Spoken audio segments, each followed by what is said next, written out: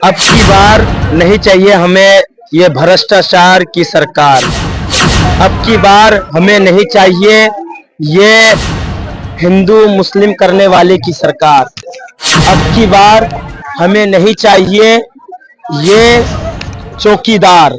तीसरा ऑप्शन, ना ही हमें चौकीदार चाहिए, ना ही राहुल गांधी चाहिए, ना ही मोदी चाहिए। मोदी को भी हम लोगों ने 10 साल देख लिया, राहुल गांधी के परिवार को भी हम लोगों ने 70 साल देख लिया। बैरिस्टर असदुद्दीन ओवैसी साहब, अगर उनके हाथ में देश को दे दिया जाए, उनको देश का प्रधानमंत्री बना दिया जाए, जो 70 साल में नहीं हुआ कांग्रेस के राज में, जो 15 साल में नहीं हुआ बीजेपी के राज में, वो 5 साल में करके दिखा देंगे ओवैसी साहब। ओवैसी साहब किस आधार पे, किस एंगल से आप प्रधानमंत्री चेहरा मान रहे हैं? किस आधार पर? नमस्कार, हमारा मौजूदगी जो है अभी पटना जंक्शन पे है और पटना जंक्शन पे हम आ गए हैं जनता की राय जानने के लिए। बता दें कि जनता का राय जानेंगे हम आज के विषय में। अगर बता दें कि जिस तरह से प्रधानमंत्री खुद 400 बार, अब की बार तीसरी बार सरकार में आने की बात कही है, तब से जो है कई तरह के जो है अभियान चल रहे हैं।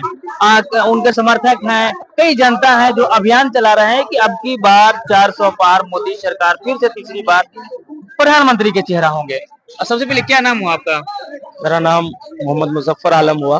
क्या कुछ कहिएगा, अब की बार तीसरी बार मोदी सरकार 400 पार, ऐसा टैग लाइन है, मोदी जी का ही खुद कहा हुआ है। आप इसे कैसे देखते हैं? अब की बार नहीं चाहिए हमें ये भ्रष्टाचार की सरकार। अब की बार हमें नहीं चाहिए ये हिंदू मुस्लिम करने वाले की सरकार। अब की बार हमें नहीं चाहिए ये चौकीदार। अब की बार हमें नहीं चाहिए कोई दुकानदार। अब की बार हमें चाहिए कोई तीसरा ऑप्शन। तीसरा ऑप्शन मतलब? तीसरा ऑप्शन, ना ही हमें चौकीदार चाहिए, ना ही राहुल गांधी चाहिए, ना ही मोदी चाहिए। मोदी को भी हम लोगों ने 10 साल देख लिया, राहुल गांधी के परिवार को भी हम लोगों ने 70 साल देख लिया, कांग्रेस को भी 70 साल देख लिया। 70 सालों में और ये 10 साल में देश के लिए उतना कुछ कर नहीं पाए, देश का कल्याण हुआ नहीं। इसलिए हम चाहते हैं अब ना ही मोदी चाहिए, ना ही राहुल गांधी चाहिए, ना ही कांग्रेस चाहिए, ना बीजेपी चाहिए। हमें अब कोई जो है तीसरा ऑप्शन चाहिए प्रधानमंत्री के रूप में। तीसरा बताइएगा, जनता को बताइए, आप किसे देखते हैं, आप किसे कैसे तीसरा ऑप्शन कौन ऐसे नेता है लग रहे हैं जो भारत को अच्छे से चला सकते हैं? ना कोई हिंदू करे, ना कोई मुस्लिम करे, मतलब कोई धर्म उर्म कोई बात नहीं, कोई जात पात कुछ नहीं। आपको क्या लगता है? तो मैं तो कहता हूँ, है हमारे देश में लोगों की कमी नहीं है, महान नेताओं की कमी नहीं है। हमारा देश महान नेताओं वाला देश है। इस देश में जो है एक से एक नेता पाए जाते हैं, एक से एक महान पुरुष पाए जाते हैं। उन्हीं महान पुरुष में से एक महान पुरुष है हमारे जो है बैरिस्टर असदुद्दीन ओवैसी साहब। अगर उनके हाथ में देश को दे दिया जाए, उनको देश का प्रधानमंत्री बना दिया जाए, उनके अंदर वो काबिलियत है, वो योग्यता है, वो क्वालिफिकेशन है, अगर उनके हाथ में हमारा देश दे दिया जाए, उनको देश का प्रधानमंत्री बना दिया जाए, जो 70 साल में नहीं हुआ कांग्रेस के राज में, जो 15 साल में नहीं हुआ बीजेपी के राज में, वो 5 साल में करके दिखा देंगे ओवैसी साहब। ओवैसी साहब किस आधार पे, किस एंगल से आप प्रधानमंत्री चेहरा मान रहे हैं? किस आधार पर?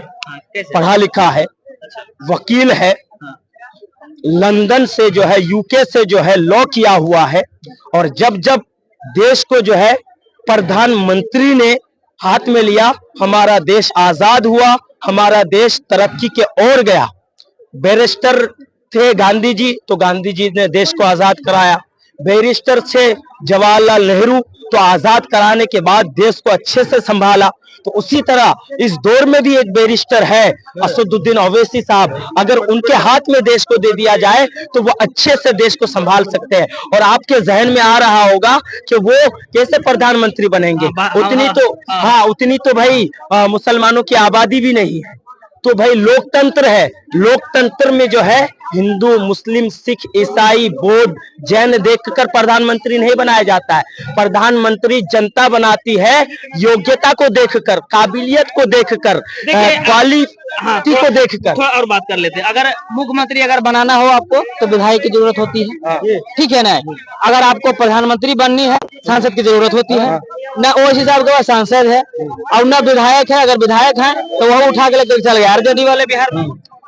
आप तो बिहार की हिस्ट्री पढ़े होंगे तो आपको पता होगा, सिर्फ 4 विधायक थे किसके पास मालूम है? हम पार्टी के जो अध्यक्ष है, क्या नाम है उनका, जीतन राम मांझी।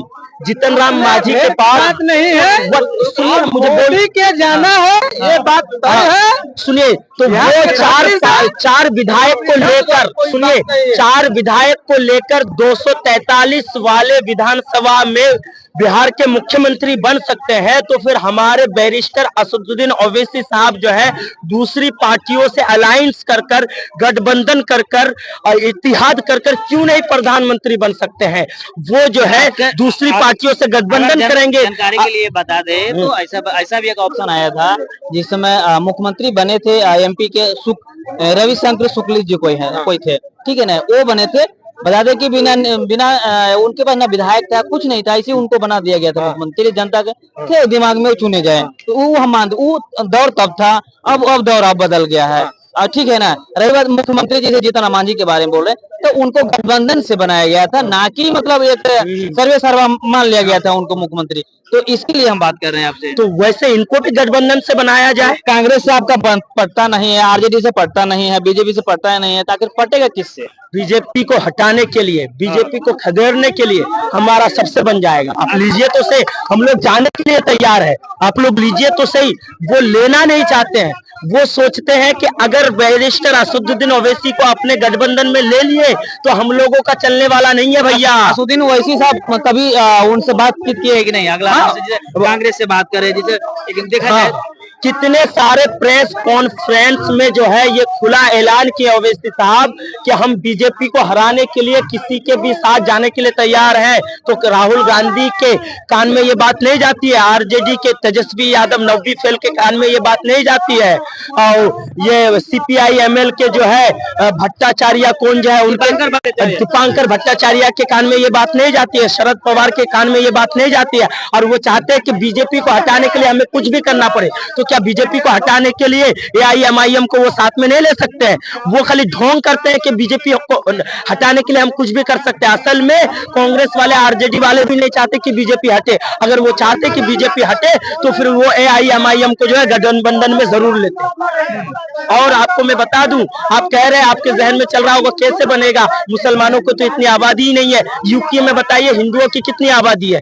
2% 1% आबादी है। वहां पे ऋषि सुनक वहां के प्रधानमंत्री बने कि नहीं? यूके में ऋषि सुनक वहां के प्रधानमंत्री बने।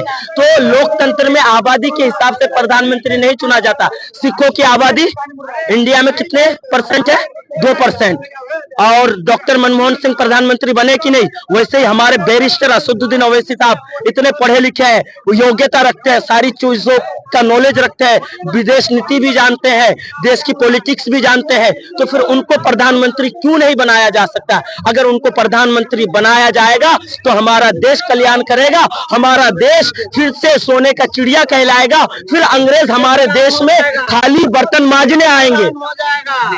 फिर से गुलाम हो जाएगा, ऐसा बोल रहे हैं। अच्छा बताइए, आप बोल रहे हैं, चलिए आप सुन रहे हैं। बताइए ओवैसी जी के भाषण है कि 15 मिनट पुलिस हटा दो, बता देते हैं, दिखा देंगे, इसीलिए प्रधानमंत्री बनाया जाएगा ओवैसी जी के, देश के लुटाने के लिए। बाबर आया लूट के चल गया, सब लूट के चल गया, इसका जवाब दीजिए। ये कह रहे हैं कि बाबर आया लूट कर चला गया, और क्या बोले, अकबर आया लूट कर चला गया। आप देश की हिस्ट्री पढ़े हैं? हाँ पढ़े हैं। 1 मिनट बोले, सुनाई दे रहा है। ये इंडिया में सबसे पहला तोप लाने वाला जहीरुद्दीन मोहम्मद बाबर ही था। आपको ये जानकारी चाहिए? अरे वो लाया था, हम